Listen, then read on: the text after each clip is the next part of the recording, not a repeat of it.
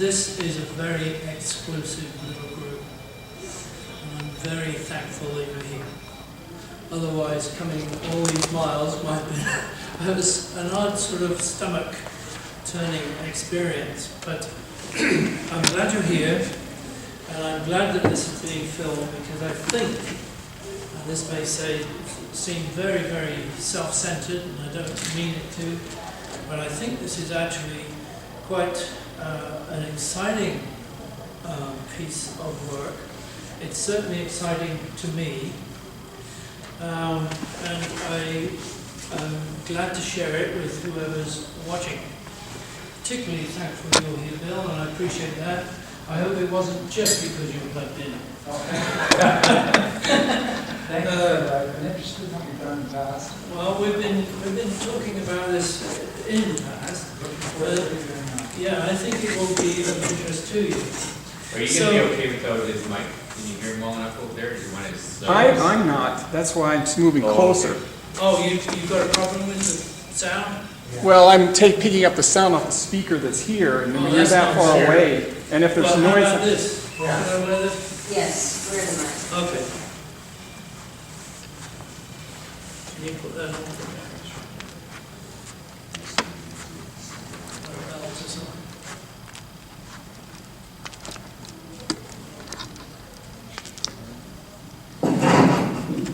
There we go. All right, I'll start again. Dynamisms, answering the demand for non-academic data. Now, I am very excited about Dabrowski's work. It's been 20 years, basically. I think it was maybe 10 years. I was here before Bill, and that was about halfway through my journey when I was in the University of Connecticut with Trevor and Zuli at the National Research Center for Gifted and Talented doing my PhD. Dabrowski came up, and that was the very first time that I'd heard of it, but immediately I had a good sense of it. Although I do actually agree a little bit with Sal. First of all, it is complex before you begin to get into it. But when you begin to sort of consider the meaning, the implications of everything, it clicks into place. It makes sense. And at the time, I was in a transition between a fundamentalist church experience for 50 years, from childhood. And it was interesting how the Dabrowskian TPD and all the issues that surrounded it filled that space for me. And so it has been a very powerful thing. But self-disclosure, I do feel a little nervous that you are here, Bill, because and others who have studied this, and especially Madam Dabrowski, who lived with it. My ignorance will probably become very, very clear. However, that's not the point. And so let's just move on, because I want to liken this. Where's this bit? I want to liken this to a voyage of discovery, and this particular presentation is very much. I wrote it. I submitted it as an exploratory piece of work, because I don't want anybody here to think that I have it all taped, because I don't. But just in the last few weeks, I've been very excited by Juno and Jupiter. And I can't wait, actually, to see the new films and the new movies as the space rocket gets closer and closer and closer to Jupiter. And already they're beginning to see, for the first time, actual moons moving around. And that, for me, is very, very exciting. Give me a second, and I will go to internet here, because I think this is fascinating. Oh, shoot. If I can get out, this will be good. Yes, I'm out. It's excellent. Oh, dear. So temperamental sometimes, these things, isn't it? I don't understand how they can get the picture of an ant on Pluto, but we can't get a good picture of Jupiter yet. So that would be interesting to see this Jupiter picture. Yeah. So, I sort of thought this was a rather nice metaphor, because this isn't Jupiter by any means, but it is flying over unknown territory. And I just think, this picture is just a very beautiful demonstration of where we are with Dabrowski in many, many ways. We know how to get there.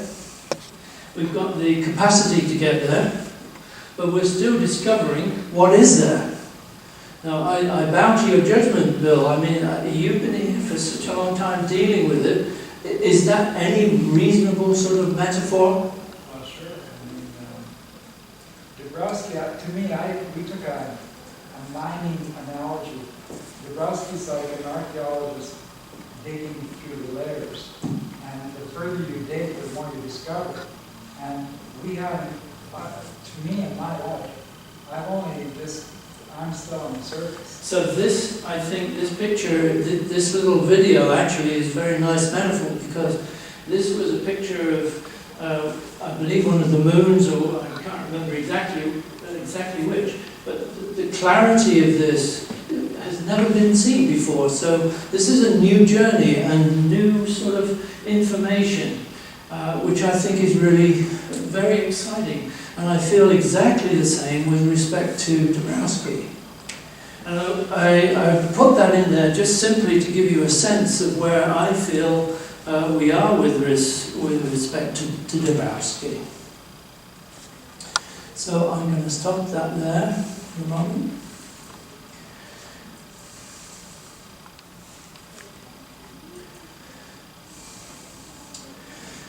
What is going on between people? What actually is taking place between the mother and the baby? That type of interaction, we are beginning to get some sense of what actually is happening in the brain, what is stimulated, what isn't stimulated, and so on and so forth. And it's a fascinating thing.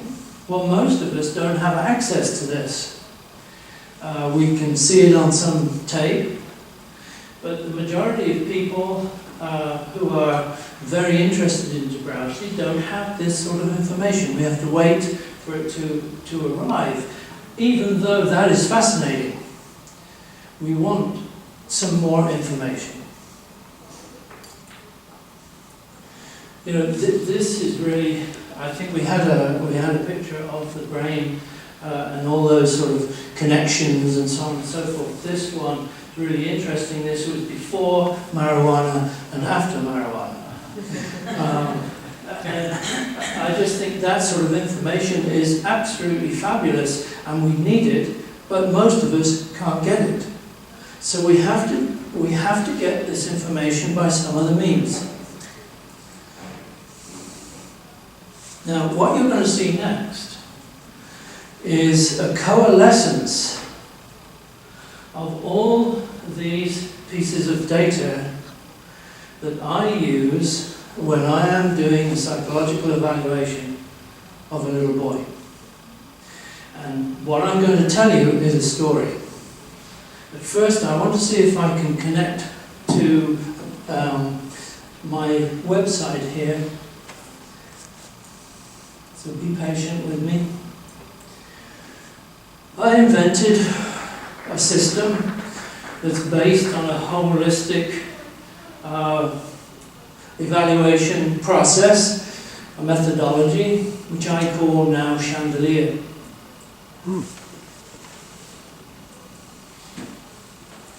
I created it in connection with the Institute of Gifted Child in Kiev, in Ukraine.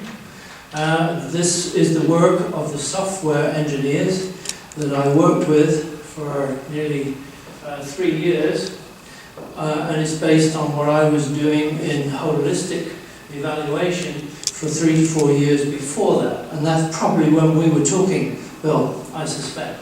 What I call the hockey arena picture. Well, it's actually sort of Circus Maximus in Rome. But anyway, I want to tell you about this little boy.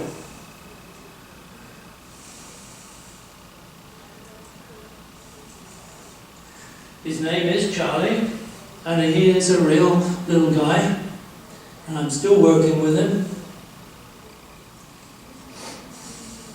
Am I in your way here? No problem. Okay, good. Now, the first impression that you may get of this is that it's a bit of a mess, in the sense that you think, well, what the heck is going on here? But in point of fact, that is a coalescence of all that data that I actually put into my system.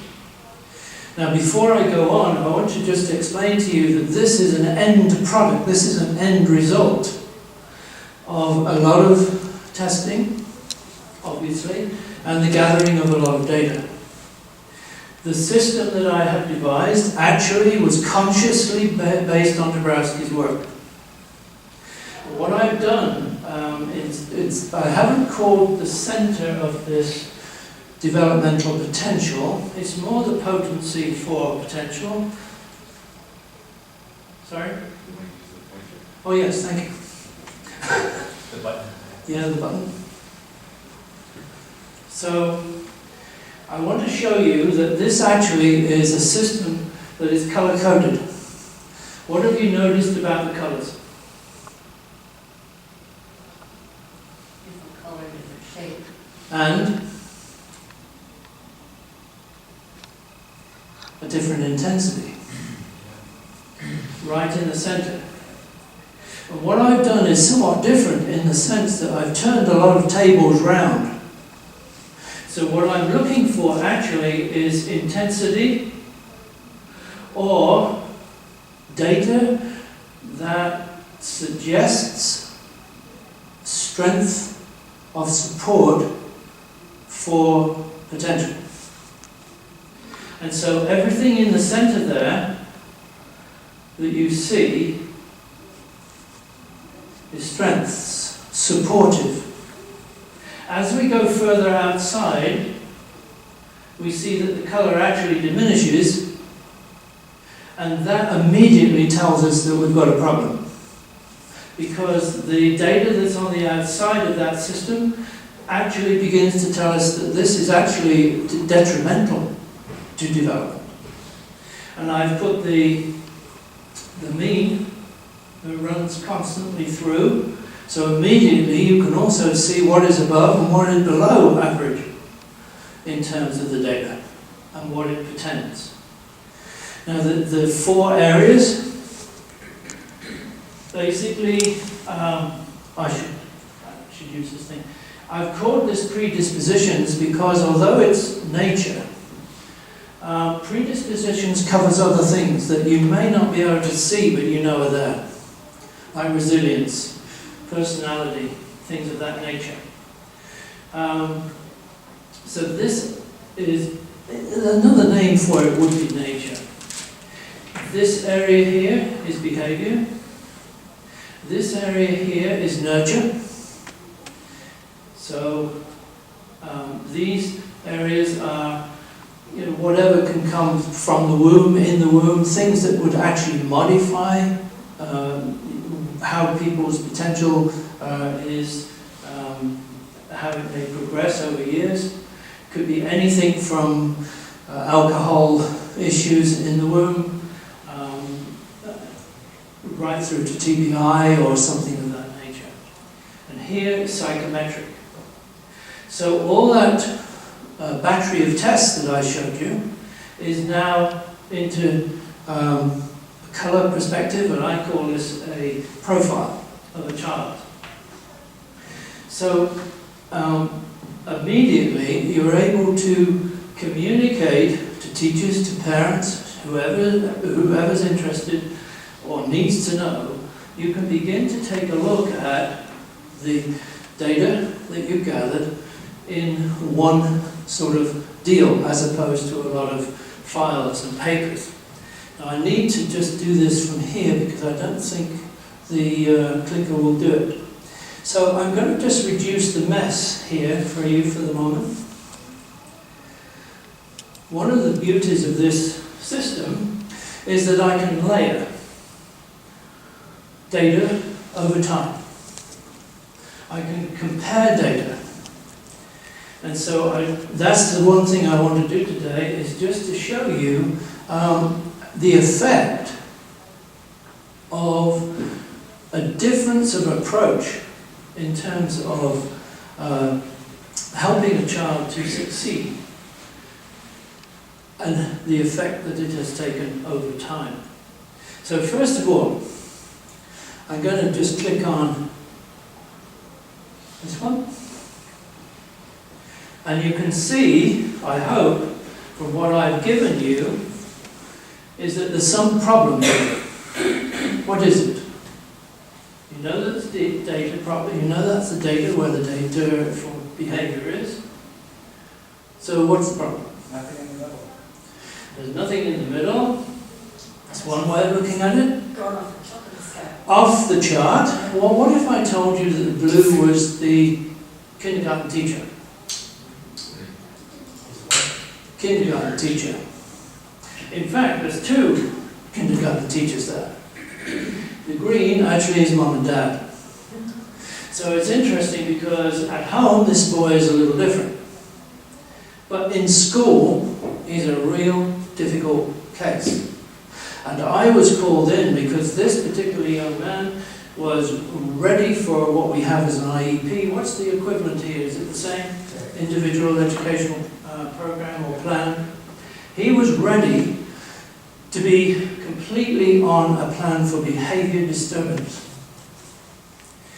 And the parent was really upset about this because she did not think that that was the issue.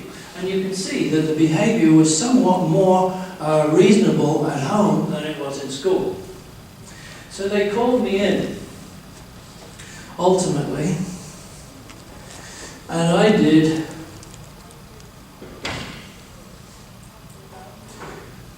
some evaluation.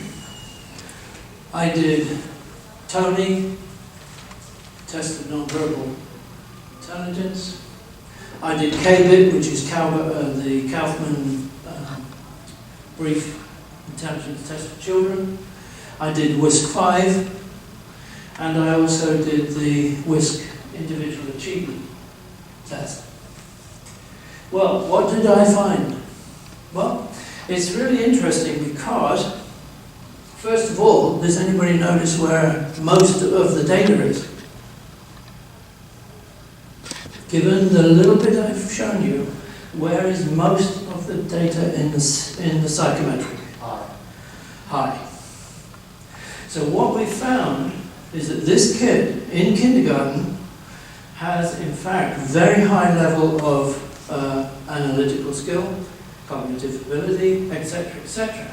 However, can you see something that's low? 3 pieces. Well, let's take a look at what that is.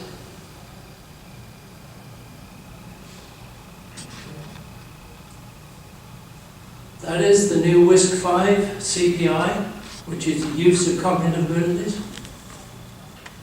That's verbal, Comprehension. Competency, sorry. So he's not using what intelligence he has.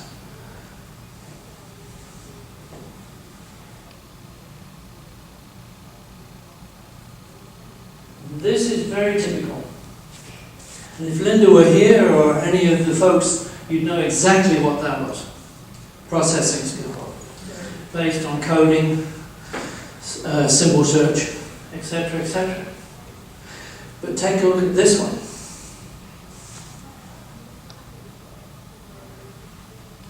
alphabet writing fluency. Now let me just go into there a bit in depth, because I think I can, I hope. Can you just see his writing? Actually, I have to tell you, I have an example of his writing, but I could not get it on my slides, and I have no idea. But this is, it actually is better than his writing. And it turned out that it was very dysgraphic-like.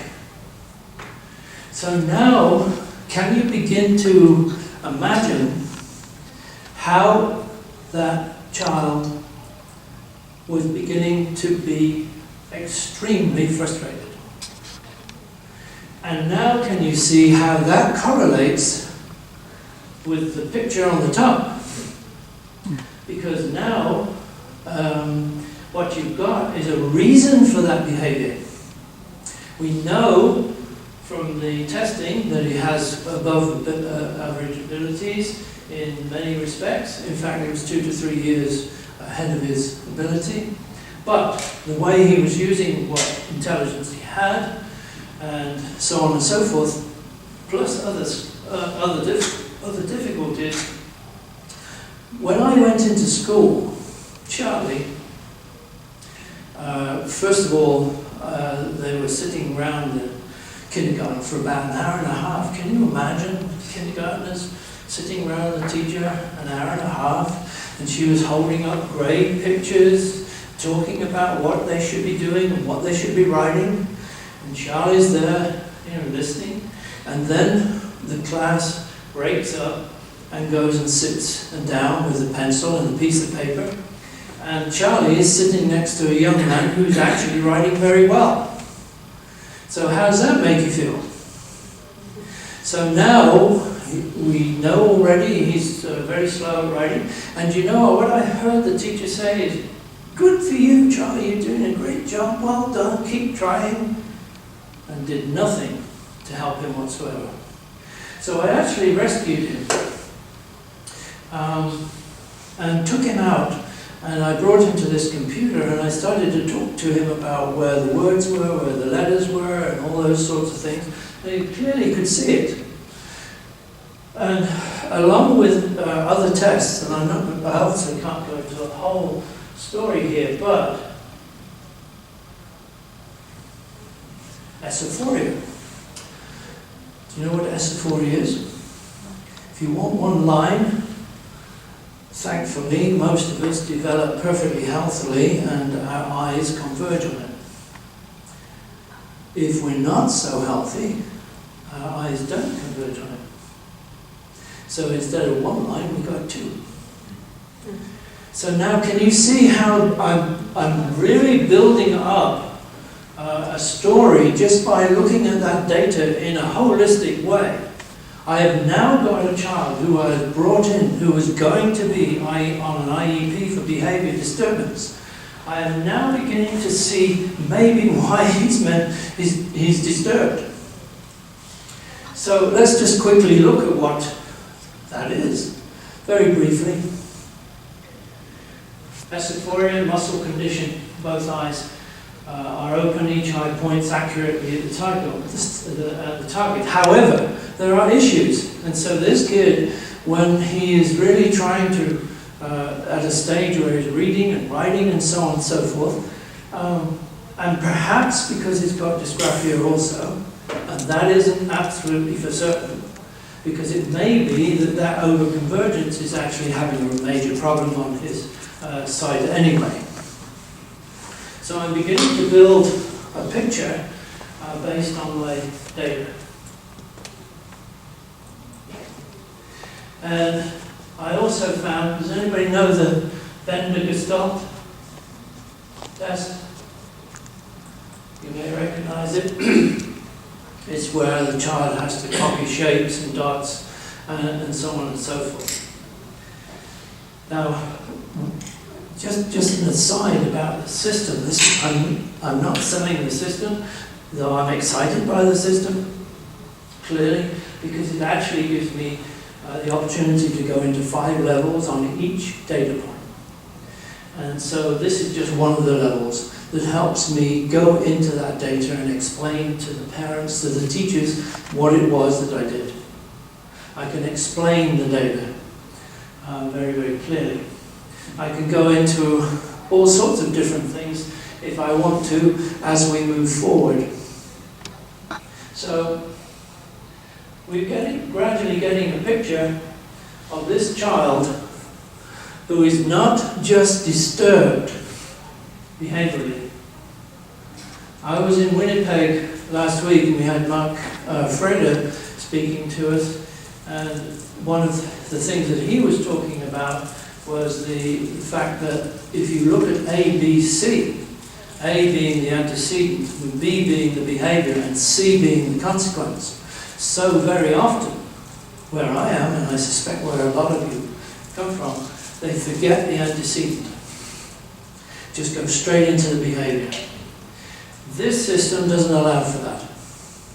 Because what it already is showing us, that there are strengths, that if they are nurtured, if they are recognized, if they are sort of worked on, then what you've actually got is strength there that's supportive of potential.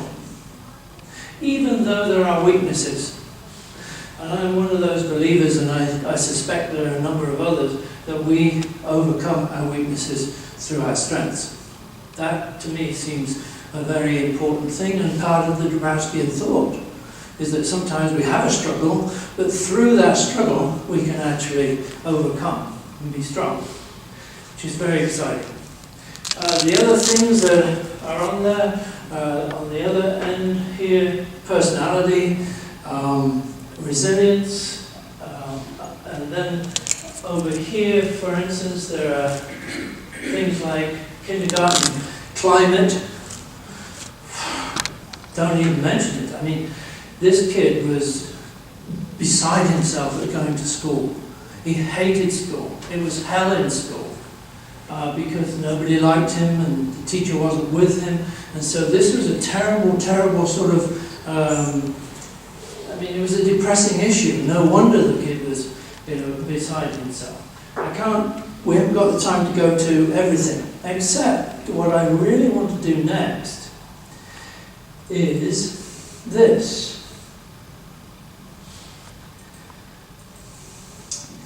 Because look what happened. Tell me what happened. Behavior improved. Why? Got a better teacher. No. Well, actually, in part, yes. Because he moved. He had the same special ed person, but you're right. So Dad got a bit pissed off occasionally, but I'd rather have a child upset at home than in school. Because it's actually, I've always been taught that it's actually a statement of love and security, that they let themselves go sometimes at home. But look at that behavior at the end of first grade.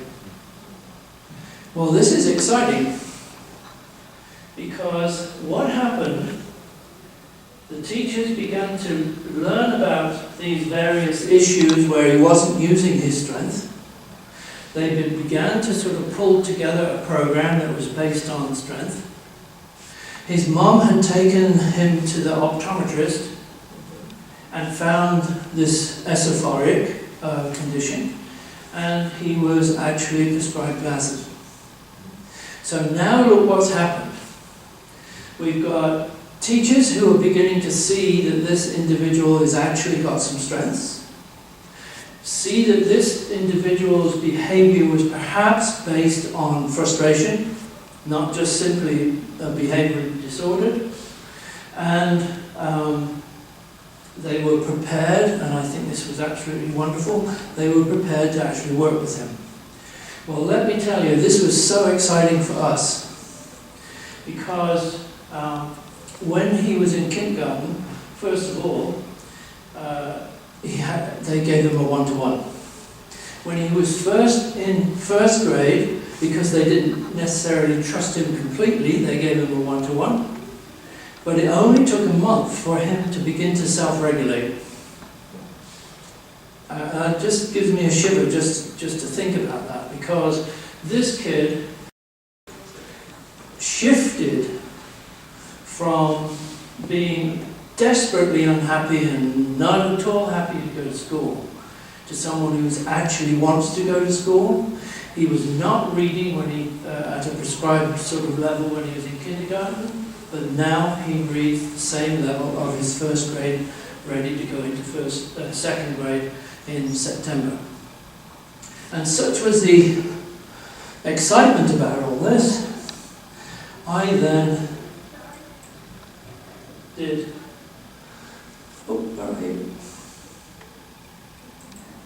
I then did further testing, and I should have got rid of the whisk. So I apologise for the whisk being on there twice. But if you take a look at this piece here, you can see that I've done some additional testing, which I did with the individual achievement test, which you can actually repeat, as opposed to the whisk, which you can't. And I did it so that it moved it up into a different sort of grade level. And instead of writing fluency being way, way down, writing fluency was up. And so, although that's about chandelier, I'm glad Christian's here because Christian saw this all on paper in Munster. The beauty of this and how it relates to what I'm proposing for Dabrowski, using TPD and various other aspects of Dabrowski's theory, is that within a year we were actually able to see change. Now, what occurred to me is that if we can see that sort of change and document it,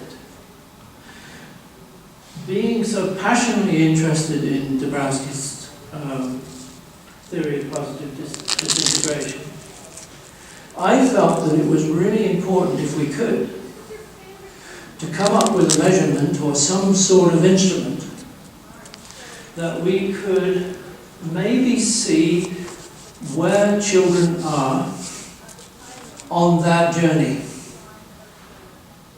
And so I put together some questions which I've shared with, I've forgotten your first, Frank, I thought it was Frank.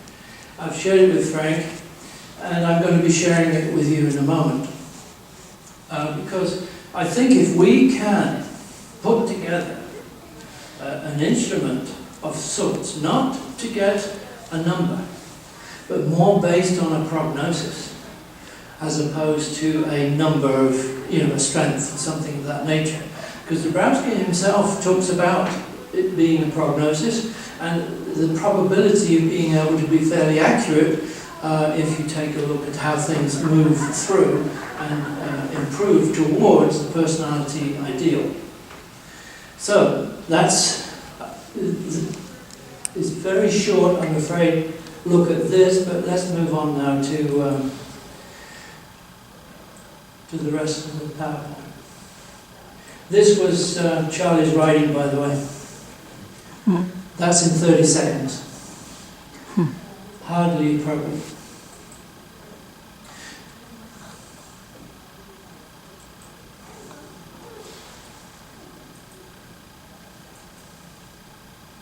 Okay, now I took this out of sync, but it's interesting to me that what was written in there is, first of all, there's no strategies or techniques that can be readily applied to the classroom. I'm not entirely sure I can agree with that.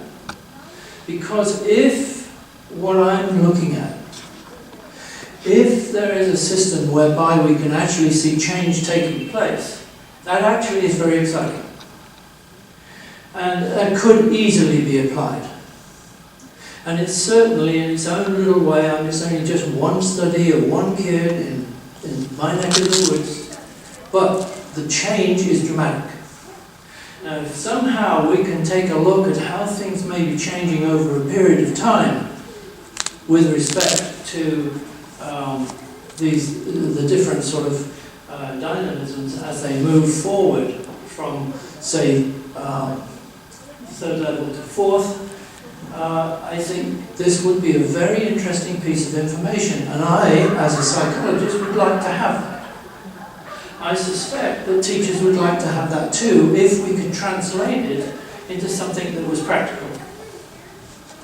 And that's really what I've shared with Frank. We already know from our own experience that this TPD has far-reaching implications for understanding human development. It isn't necessarily for a little group of people. This is to do with human development. The other one, concepts that shed light on the affective aspects of gifted persons. Well, we know that. But the thing is, it is a journey. It is something that takes time. And if we can show that that is taking place, that's a very exciting insight into our children and their development. And it just seems to me, as we are moving through in the United States, I don't know where else this is the same, but we really are beginning to take a look at the importance of non-academic data, and in terms of how it affects children's development. How is it, are they moving in that direction, Christian? Non-academic, the importance of it? It's certainly a big thing. So you've got Angela Duckworth, for instance, who's going into grit and joy and various other things. We already know that we can see that with this asynchronous development, we can see that our group of children that we're particularly familiar with, they do need modification, they do need help, they do need some support as they move through, and they are particularly vulnerable. But that's only a measure of the overexcitability. I should use this, shouldn't I? Whereas, in point of fact, an enormous number of institutions who are taking a look at things that are very, very similar, I think. I'm not saying they're the same, but they're very, very similar. And so, for instance, education for life and work, developing transferable knowledge and skills for the 21st century, cognitive, interpersonal, and how people manage themselves and how they interact with others.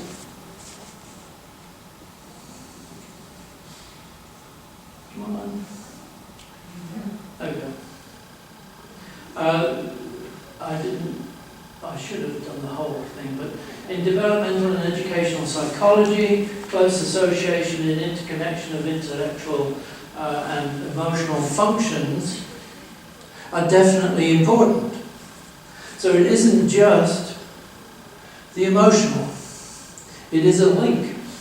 They are linked. And it's interesting because I did an analysis of Dabrowski's 1973, which is concepts of dynamisms, and 165 references to educational psychology. Well, for me, educational psychology is very much to do with self-awareness, beliefs, personal control. This comes out of the APA 1995 task force was instituted by the president at the time, and this is to do with motivational influences. So 20 years ago they were talking about very similar things to what we have been practicing for quite a while now. Social values, interests, goals, personal expectations of success and failure, affect, emotion, general states of mind, and the resulting motivation to learn. So, my question is, sitting in my lonely office in Vermont, well, where's the differences and where's the similarities? Can TPD actually provide not just us with information, but can it actually provide a larger audience a larger population with information. And that is interesting because it linked with what was being said this morning, I think. Can you keep my time for me? How am I doing? 20 minutes. Okay.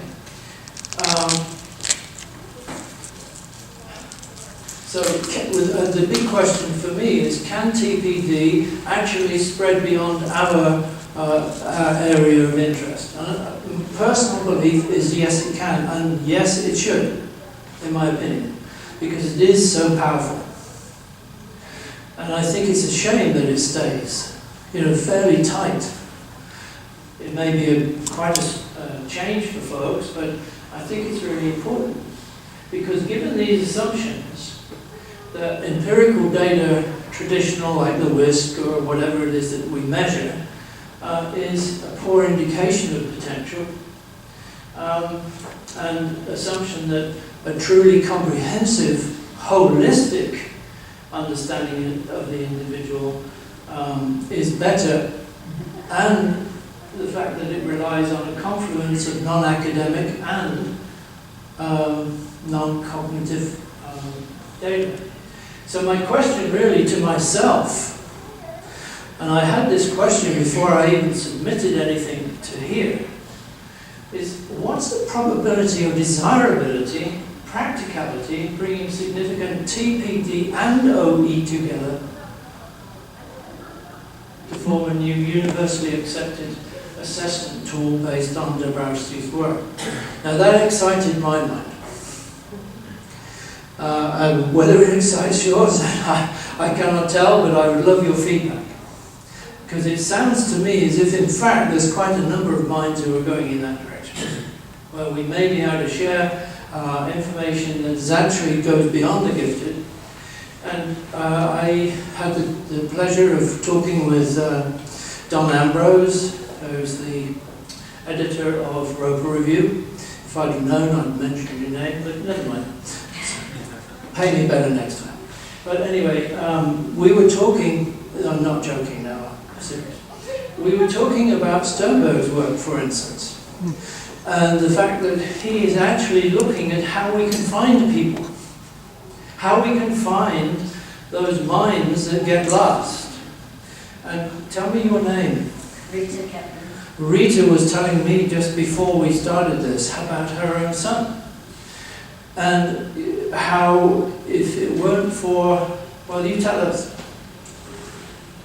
My son was tested in preschool getting ready for kindergarten, and he was supposed to tell, it was a vision test to make sure he could see before entering kindergarten. And he cheerfully told the tester, if you let me get up close enough to those E's, I will tell you which way they point. He was functionally blind. And when he went to the eye doctor, and the eye doctor examined him and said he was, at that point, 2200 corrected, and we went back to the preschool, they insisted to us as parents, obviously bad parents who couldn't know our kid couldn't see, but they insisted that the eye doctor was incorrect, we should get a second opinion, because children who run and jump and play, like Stuart did, couldn't possibly be blind. And that forced us into other testing, and he came up with a 154 IQ. So that is a beautiful story, but so is Charlie. Yep. In 1 year, because we found those strengths, and the fact that he wanted to learn, and his energy was being redirected to sitting under the table and effing and blinding to the teacher and running off and being in the planning. I mean, if we hadn't have found him, imagine what would have happened if he'd been on a behavior modification plan, because in fact they changed it from a modification, a behavior modification, to a visual impairment. And the whole mindset of the teachers totally changed. And the last time I saw him was it was just a few days before I drove up to Montreal to get here. He gave me a great big hug, the mum gave me a great big hug, because suddenly he was better. He was reading. He had that sense of achievement. He had that sense of moving forward. Enormous change in that kid, because he was found. My idea is that if we could develop a system to see where those children are on that journey in the third level, for instance, dissatisfaction, inferiority to oneself. You know, where are they? What is it that they're actually struggling with? And would it help us to know? I think it would. I haven't gone into it deeply. As I said, this is exploratory, and this is why I showed you the big planet. Because we didn't know what was there until we got there. So that's the stage we're at. Dabrowski says that all these sorts of things are actually, confluent together in order to create that shift forward.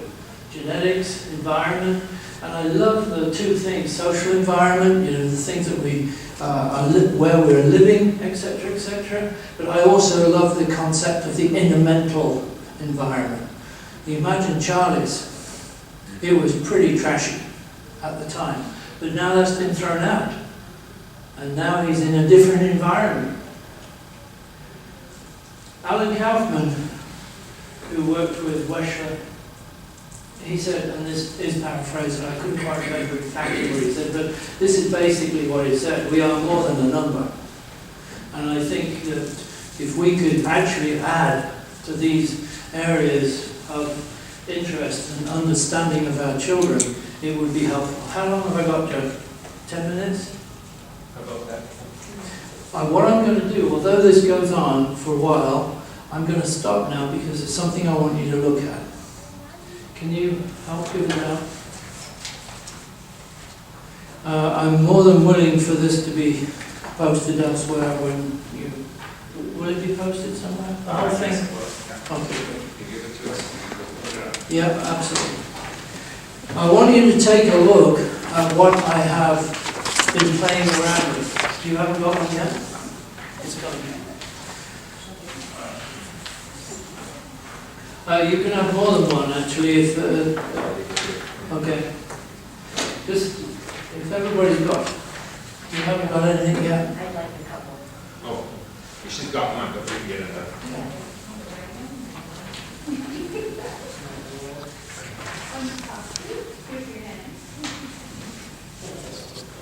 I think that's it. Now, what I'd like you to do, and again, please, did you get something, Christian? Yeah. Bear in mind that this really is exploratory. These are not to be used anywhere yet.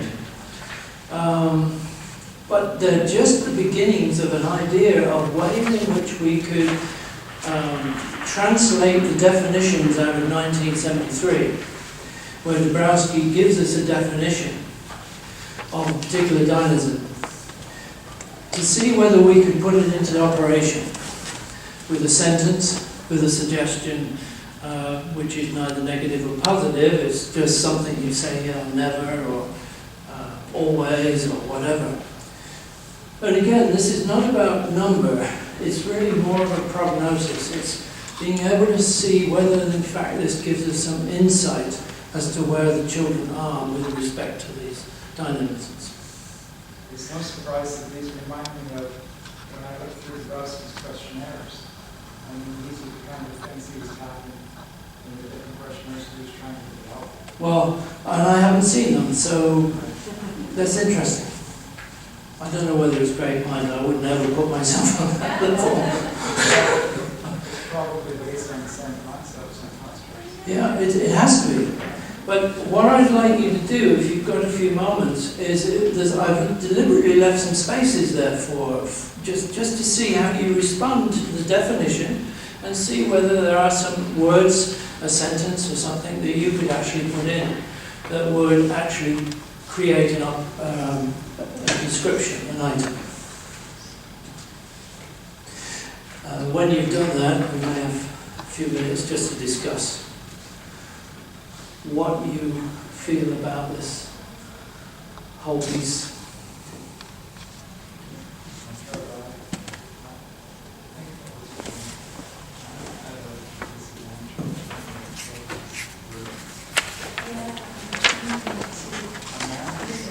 That's what I was worrying a little bit, because I'd like this to be not just adults, but maybe younger. For example, like the Mathis books on the map, is there children's version of the Mathis scale? Don't know. That would be an interesting addition to your genre. I think what they're doing is beginning to sort of build those issues into the grit scales and different scales that are being provided. I have one on resilience that comes out of PAR Inc. So there is a growing number of, What's something like the purpose of life and your actuals? don't know, Will teach it to value scale? don't know. But right, I mean, if you've got ideas that we could look at, this would be, I think, really very interesting study. I like this approach. You do? That's You can't know how encouraging that is, Bill. Frank also was very encouraging, because I had the inclination to get an early plane to Montreal this afternoon. Yeah, I did. And the fact that life is, I think, was a level zero, things at level 4, things at level 3, that's good. Yeah, ultimately what I would do is coalesce it into one, but using the best, the best descriptors. But there'd have to be a manual that goes along with it, so you begin to see where we are in terms of what their implications are. But this really is so beginning.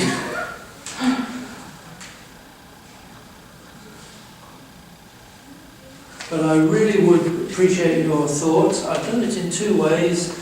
The typical sort of lick it never right through to always. And I've also done the one where you could either go one way or the other, negative or positive. So there's a number of ways in which we could probably do this. And the thing that I would like to feel is that if there is any interest, and it would be nice to have a larger group, not because I want to have my voice all over the place, but it would be nice if there were a number of other folks who had taken a look at this and see whether, in fact, there are those who would like to work on it. Because I would be very happy to work with them. Was it your feeling you need more items? Well, they just came straight out of my head. The thing is, you came from studying what Dabrowski said and then using that to come up with some specific items.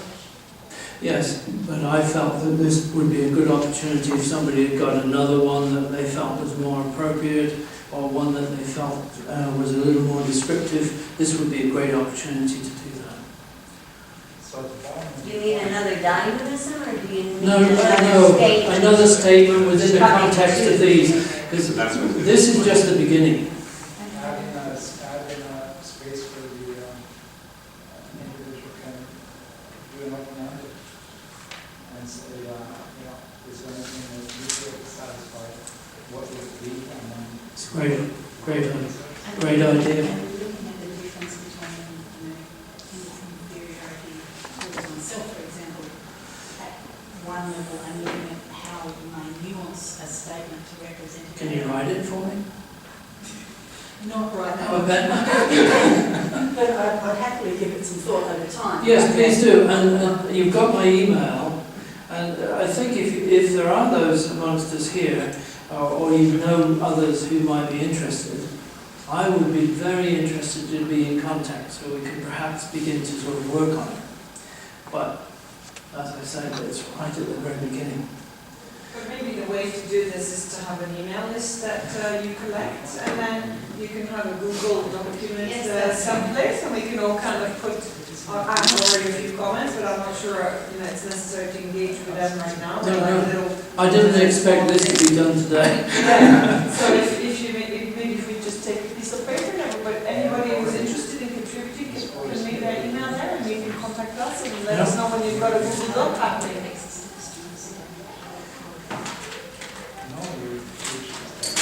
There you go. Thank you. I know I have 2 minutes, so I really think I'd like to finish off my PowerPoint as I was intending. There's a whole bunch that I've missed out, but I'm sure you'll forgive me for this. Let me see if I can just get...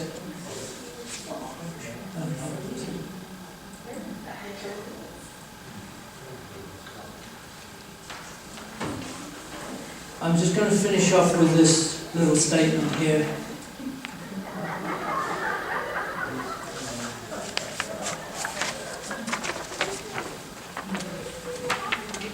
I think it's, yes, the Tao of Pooh.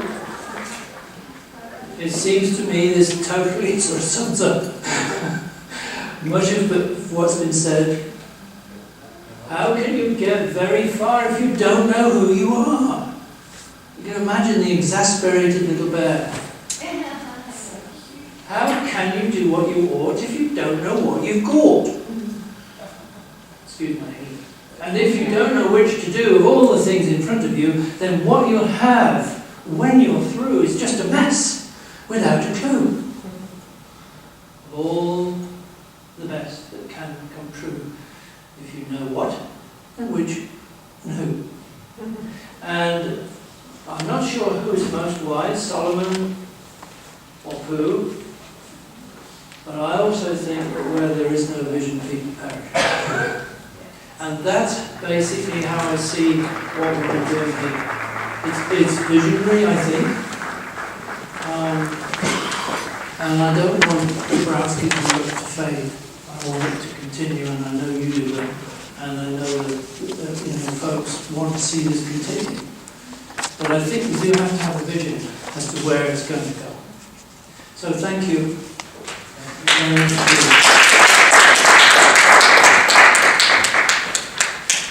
Why did you choose these dynamisms, these particular ones? Because I find children who are dissatisfied with themselves, and they definitely, highly able kids definitely know that the superior self, and they're actually operating in an inferior sort of mindset. And that's often why they do not succeed. I like the third factor because that goes on with perseverance and things of that nature. I like the idea that through struggle we actually get into some success and we grow. I can't remember what the other ones are, Frank. Yes, lots of disquietude. Because, yeah. I chose them based on clients that I have had a lot. So it's basically more on your own clinical observation Totally. about what would be useful to another. Yeah, and not only in the context of the clinical therapeutic area, but also in schools, because I work a lot in If schools. you try to do all of the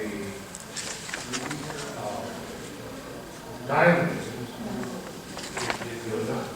Yeah, so I chose the ones that were particular to that diagram that we have. It's really ones that, what should we choose, I think is interesting also. Yes, ma'am.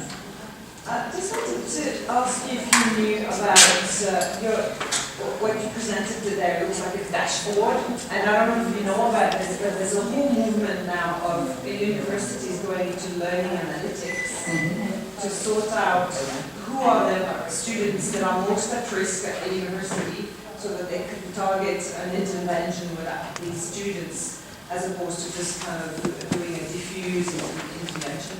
And there's a whole bunch of literature on the effect for the student to have seen the dashboard and seen some metrics Yeah. that relate to him and the classroom maybe, and how that affects the person's motivation and will to continue and things like this, which could be maybe of relevance to your system. I think it's totally relevant. We've demonstrated it in Ukraine, in Denmark, in Germany. I was with Kurt Heller, various other folks who think this system actually would be very powerful in many situations because it is such a visual piece and it's very useful for actually getting the data down and visually presenting it, organizing it, coding it, and actually digging into it.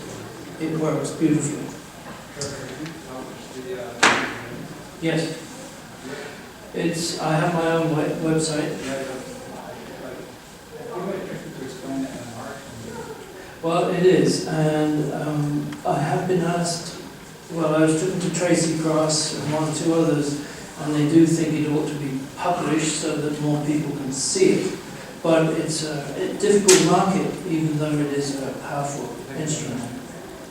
Yes, I've done 75 pages worth of manual, and it's just being interpreted into German. So, but thank you very much.